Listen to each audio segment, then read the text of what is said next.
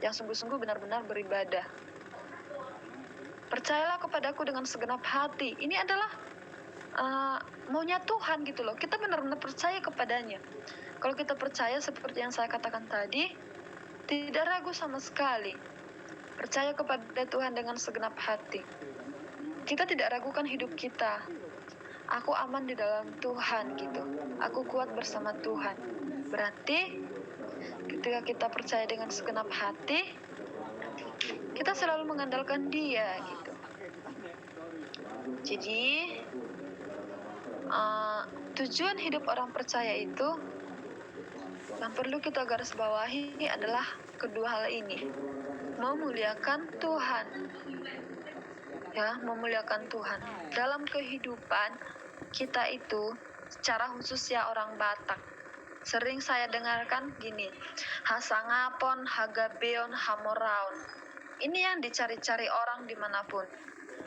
Tapi ketika orang mencari ketiga hal ini, hasangapon, hagabeon, hamoraun, seringkali muncul perdebatan, seringkali muncul perselisihan, seringkali muncul tinggi hati, percekcokan, dan lain sebagainya. Sehingga muncullah hal-hal yang tidak berkenan di hadapan Tuhan. Nah, tapi teman-teman, ketika kita ingin menggapai ini dalam kehidupan kita, ini tidak bisa kita pungkiri. Memang tujuan hidup kita pasti ada ini. Tapi sebagai orang Kristen, bagaimana kita bisa mencapai ketiga hal ini? Dengan kerendahan hati, dengan sesuai kehendak kemauan Tuhan. Hanya saya menemukan ini gimana ya, hal yang luar biasa gitu. Tolong Bang Reksi baca di Amsal 22 ayat 4.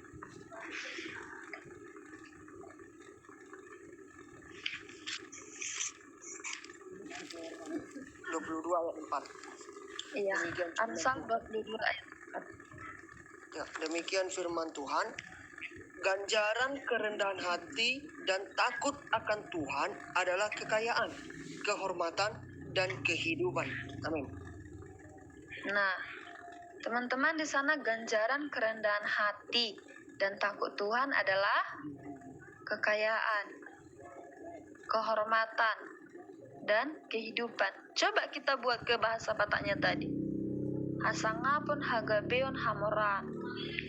Ini di Alkitab ini ada. Jadi saya bangga sebagai orang Batak mendapatkan filosofi ini gitu loh. Ini sering dikatakan di Batak gitu ya. Ini sering dikatakan di pertemuan-pertemuan orang Batak. Nah, ini ternyata ada di Alkitab. Tapi dalam kehidupan sehari-hari sering untuk mencapai ini tidak dilakukan kedua hal tadi. Apa? Kerendahan hati dan takut Tuhan. Capek-capek kita kerja, capek-capek kita melakukan ini dan anak-anak dan lain sebagainya. Tapi kita melalaikan kedua hal ini, rendah hati dan takut Tuhan. Hanya kedua hal ini kita bisa mencapai ini gitu. Jadi tujuan hidup orang percaya itu memuliakan Tuhan dan hidup di dalamnya gitu, mengikuti maunya Tuhan. Ketika kita mengikuti maunya Tuhan, kita pasti sanggup rendah hati dan takut akan Dia gitu. Rendah hati dan takut akan Dia. Jadi apapun yang kita impikan, kita rindukan itu, kita pasti bisa mencapainya bersama Tuhan gitu. Jadi teman-teman, yang tadi itu hasangapun, hamoran, hagabeon itu, ya itu tujuan kita. Pasti itu tidak bisa kita pungkiri sebagai manusia. Tapi jangan karena tujuan kita yang seharusnya ini nomor 2, kita buat jadi nomor 1. Yang nomor 1 kita buat nomor 2. Jadi tujuan kita nomor 1, tujuan hidup kita nomor 1 adalah memuliakan Tuhan. Yang kedua itu hidup di dalamnya, mengikuti maunya Tuhan. Kemudian hasangapun, hagabeon, hamoran ini pasti akan mengikuti dalam kehidupan kita. Jadi teman-teman, biarlah firman Tuhan, renungan kita di malam hari ini memberkati kita sekalian, supaya kita lebih lagi benar-benar mengerti apa yang Tuhan kehendaki dalam kehidupan kita. Kiranya Tuhan Yesus memberkati. firman Tuhan di malam hari ini. Ini saya langsung berdoa ya, atau? Ya, nggak apa-apa berdoa buat menutup firman. Oke, kita berdoa. Bapa di sorga, terima kasih Tuhan buat semua kebaikan kemurahan yang senantiasa mengikuti kehidupan kami. Di mana kami berada saat ini, kami yakin dan percaya Tuhan menjamah kami, bahkan firman Tuhan yang sudah kami dengar, biarlah kiranya Tuhan yang menumbuhkan itu di dalam kehidupan kami. Ajari kami mengerti, ajari kami melakukan, mampukan kami dengan kekuatan roh-Mu Bapa yang baik. Terpujilah namamu Tuhan, termulialah namamu, sehingga apa yang kami kerjakan, apa yang kami lakukan dalam hidup kami, hanya untuk memuliakan nama Tuhan. Ini doa kami serahkan kepadamu, hanya di dalam nama Yesus kami berdoa dan bersyukur, haleluya, amin. Kami serahkan kepada saudara. Ya, terima kasih buat Sartika Situmorang yang sudah menyampaikan firman Tuhan malam hari ini. Sungguh memberkati kita, amin. Teman-teman pasti diberkati lewat kebenaran firman Tuhan, amin. Mungkin bisa bertepuk tangan di rumah masing-masing ya, buat aplausnya untuk firman Tuhan yang sudah disampaikan bagi kita. Ya, terima kasih buat Sartika. Firman Tuhan yang sungguh memberkati. Temanya tujuan hidup orang yang percaya ya, dalam Efesus 2 ayat 1-10. Bahkan ada poin-poinnya untuk kita pelajari, untuk kita benar-benar lakukan, untuk benar-benar kita aplikasi. Yang pertama itu memuliakan Tuhan, yang kedua hidup di dalamnya. Nah, ini yang harus benar-benar kita perhatikan baik-baik. Oke, terima kasih. Namun sebelum kita masuk ke diskusi atau sharing teman-teman, saya minta kesediaan dari Ernita Tambunan untuk menyanyikan satu pujian lagi untuk kita masuk sharing atau diskusinya. Waktu dan tempat saya persilakan kepada Ernita Tambunan.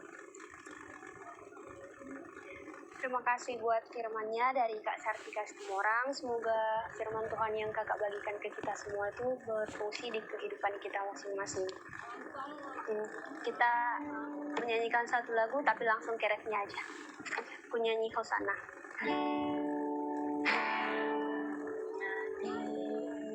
Hosana bagi Rajaku yang duduk di tahta. Aku muliakan dan kuagungkan, Kau layak disembah. Nyanyikan dengan sungguh-sungguh.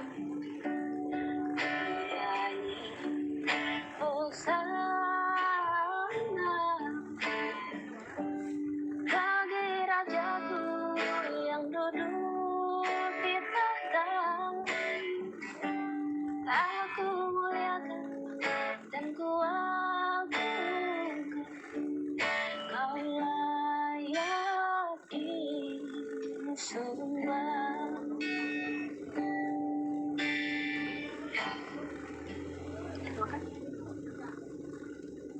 Terima kasih buat Ernita Tambunan, buat pujiannya yang sungguh memberkati kita. Ya, tiba saatnya teman-teman, kita akan buka ruang kesaksian, ruang diskusi atau ruang sharing untuk untuk mempersingkat waktu. Siapa yang mau sharing, yang mau bertanya, silakan saya buka untuk ruang sharing sama ruang diskusi atau ruang pertanyaan ya. Tadi temanya saya baca sekali lagi. Temanya dari Kak Sartika itu ada tujuan hidup orang percaya ya. Yang ada di dalamnya itu juga memuliakan Tuhan dan hidup di dalam Tuhan ya. Mungkin ada yang sharing atau diskusi atau bertanya, silakan. Ya, boleh angkat tangannya.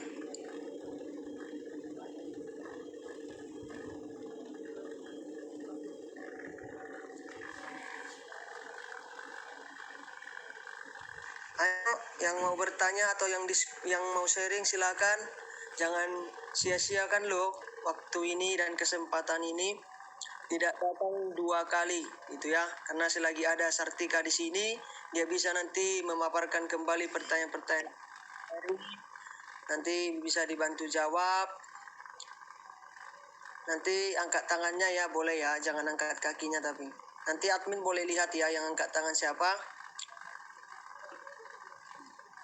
Ayo teman-teman, silakan. Yuk, yang mau sharing yuk, yang mau sharing, yang mau bertanya juga boleh.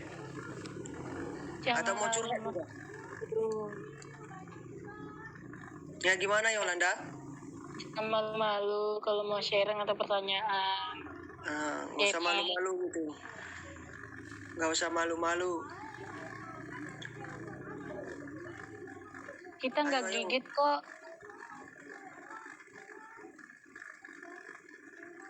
Yuk ayo. Ayo teman-teman, mungkin ada yang kurang jelas atau ada sesuatu yang perlu ditanyakan. Mari dipersilakan. Aditya Simajuntak, open mic. Halo, selamat malam semuanya. Selamat malam. Salam, ya terima kasih ya untuk ruang yang sudah diciptakan malam hari ini. Itu membawa sedikit kerinduan aku sih yang yang sedikit terbentung karena keadaan saat ini.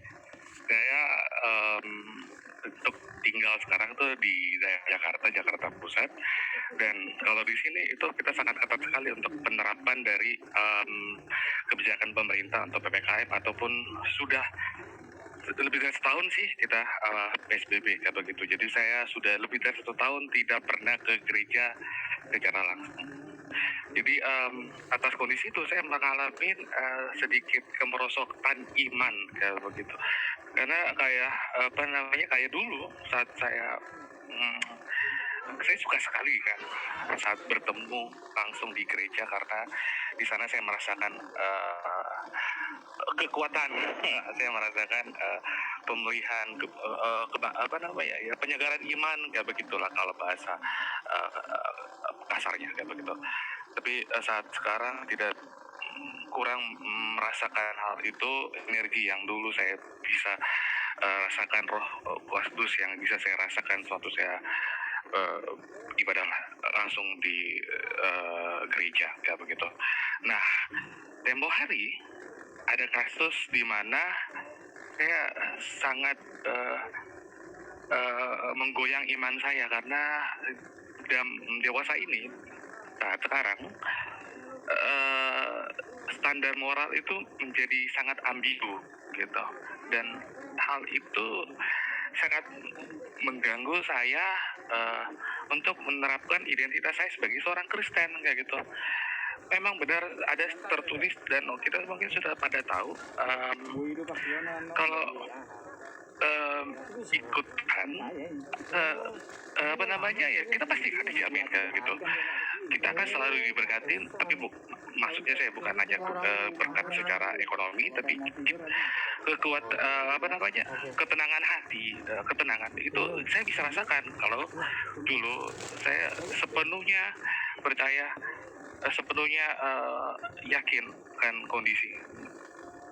Namun belakangan saya mulai goyang karena kemerosotan moral yang bukan kemerosotan moral, standar moral yang sangat ambigu sekali saya rasakan. Akhirnya saya nggak tahu ya, zaman sekarang ini sepertinya susah banget tuh untuk menjadi seorang Kristen, terutama di bidang pekerjaan saya. Saya kerja di salah satu bank asing, Citibank, nama perusahaannya, dan bagian saya itu berhubungan akrab sama data konfidensial orang-orang kayak gitu. Namun